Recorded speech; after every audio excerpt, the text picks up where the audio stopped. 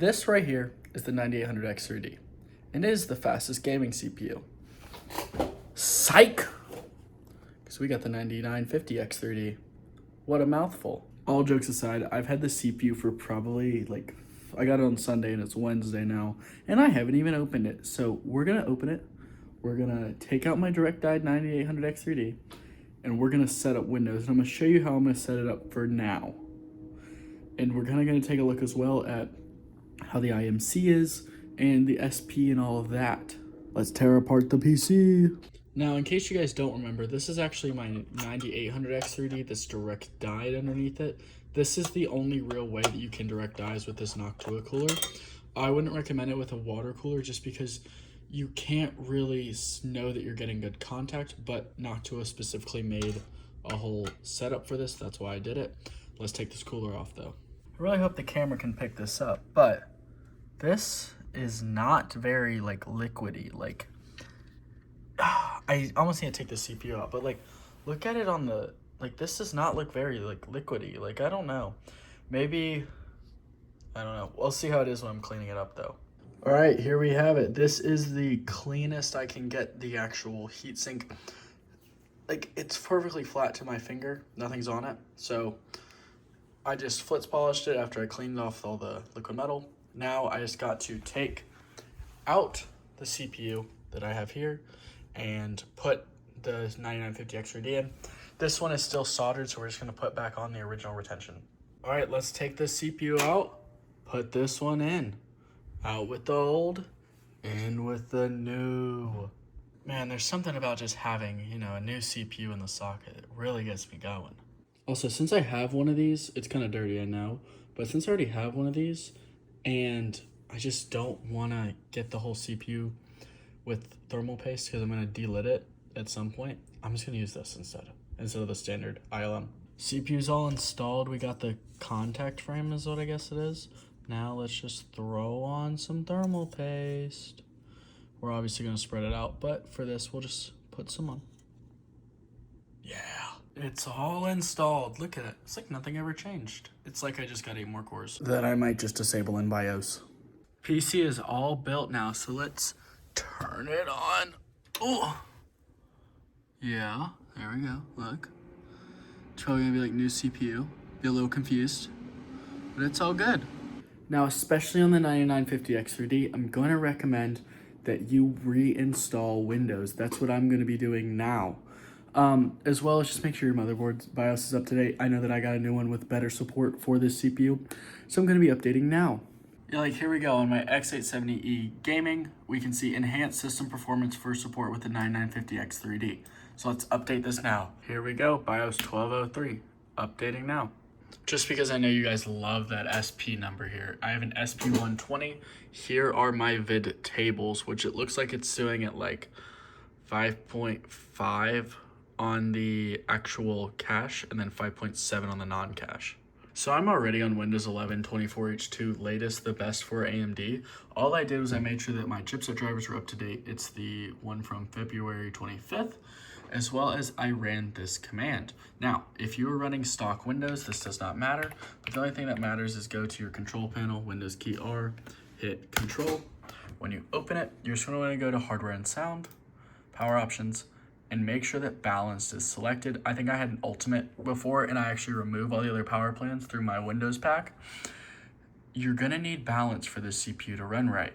If not, you just cannot do any sort of parking, and that's what you need for the CPU, because what it wants to do is when you are not using the extra CCD, most likely the frequency one because the cache is more important, it's actually going to park the frequency one, giving you more performance as well as just not doing any weird Windows issues. Now let's see how this chip performs on IMC.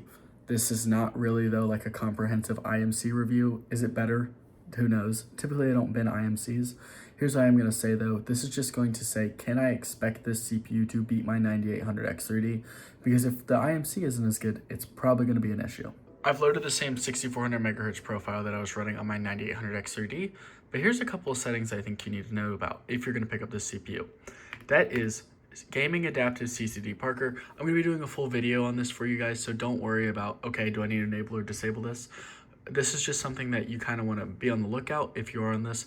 This one might be an Asus only exclusive, but it parks the less prioritized CCD when the active one is not fully utilized. Basically, it's just kind of forcing the whole Windows scheduler game bar thing. The other one is if you go down to, I believe it's Core Flex, load X3D Core Flex gaming preset, and you can load it. Once again, I'm gonna test all these for you guys. I'll have a video out soon and we'll see what is the best way to actually do it, whether it's disabling CCD altogether and just running like a 90X3DT, kind of like AMD's like weird KS equivalent. Is it using Windows stock? Is it using that? Is it whatever it is? We'll see. I'm gonna test for you guys. Well, let's see if the RAM works. Well, I loaded KGUIX and this is what I got. Maybe I can do some tuning and we'll see. It's the next day and I am taking apart this because I do not trust this thermal right frame and I want to see if this is the real issue I'm running into. So this is kind of like a side goal of this video that I was kind of wondering was, can I notice a difference with the IMC? So we'll see, because I was having issues running like 6200 CL30, like it wasn't even posting. So I want to see if this fixes it. Definitely forgot to film it, but the original ILM is back on it. Here is the old one. Now I'm screwing it back in and let's get it back connected and see if this helps at all. I really hope it does. Yeah, no, it's not helping at all. I just don't think this IMC is really at the same level as my 9800X3D, which is really just a bummer. Not what you want to see on a chip that's more expensive, but that doesn't mean that we are not going to see improvements, because I do think the clock speed and just having the extra 8 cores is going to matter a little bit. It's a couple of days later, and this is officially what I was able to do. 6200 would not work.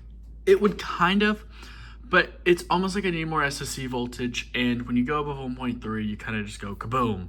So 6000 2133 is what I was rocking with right now. I want to see, and I'm not going to test in this video just because for me, I want to use all 16 cores, but if I disable the frequency, am I able to get higher performance? So let's just go 6000 CL23 at 6000 FCOK at 2133. And then I am not using this gaming adaptive CCD Parker. This does kind of work. I was testing it a little bit. I'll be doing a full video on that for you guys though.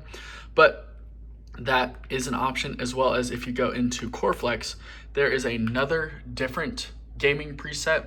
This is also for X3D. They're actually different. I did check. Also now going into Precision Boost Overdrive, just to show you guys, I did enable it. Set a 200 megahertz offset. Platform thermal manual set 95, just to get us a little bit more performance. No curve optimizer for right now. But now let's just run a couple of benchmarks for you guys just to see kind of how this chip performs. No comparative, just kind of some information. I also did throw in the 2x24 sticks. These were able to do 8,000 at 2,000 FCOK very easily. I actually tried to go up to 2,200, just did not really work. So I think 2133 might be my max for FCOK. But you see, if I was running 8,000, this actually might be viable now because I can't run 6,400. Let's start with the classic Cinebench R23. I have Task Manager open as well as hardware info, just so we can kind of see what's going on here. Start the multi-core test, and as you can see, yes, these cores are going to 100% utilization, running at about 5.1 on all cores, which is pretty good, especially when you realize that this is at 87C and 260 watts. That's very, very hot.